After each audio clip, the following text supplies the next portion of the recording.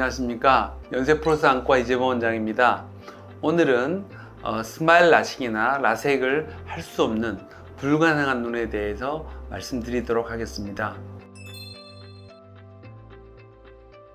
첫 번째로는 굴절 수술을 받으러 오신 분의 대개 한 90%는 스마일 라식이나 라섹을 받을 수 있는데, 거꾸로 얘기하면 한 10%는 스마일 라식이나 라섹을 받지 못하고 결국 안내렌즈 삽입술을 받아야 합니다.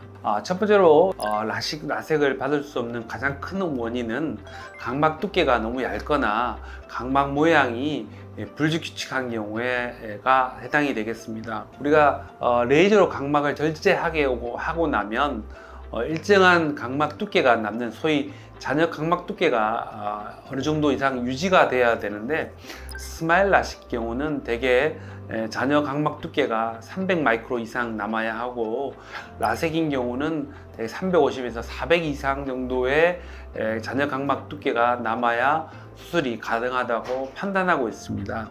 따라서 각막 두께가 얇으면 이런 안내렌즈 삽입술을 받아야 되고요.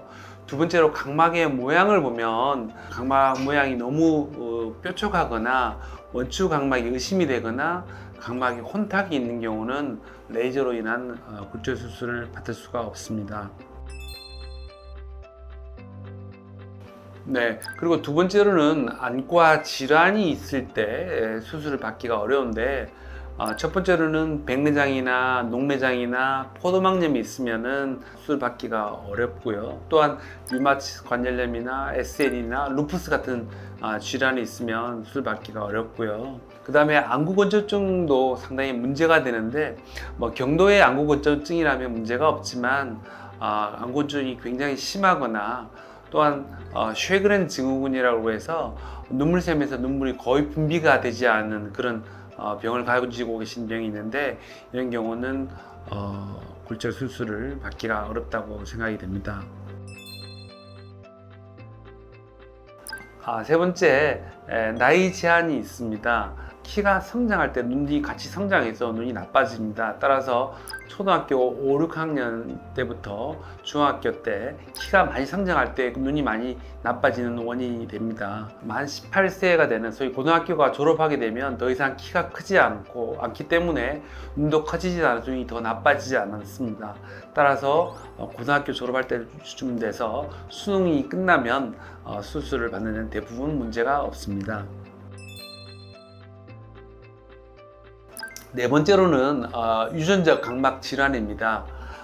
이 모양이 새벽등을 통해서 본 아벨리노 각막 이영양증이라는 질환인데요. 보시는 바와 같이 투명한 각막에 이런 각막의 혼탁들이 침착되는 유전 질환을 말합니다.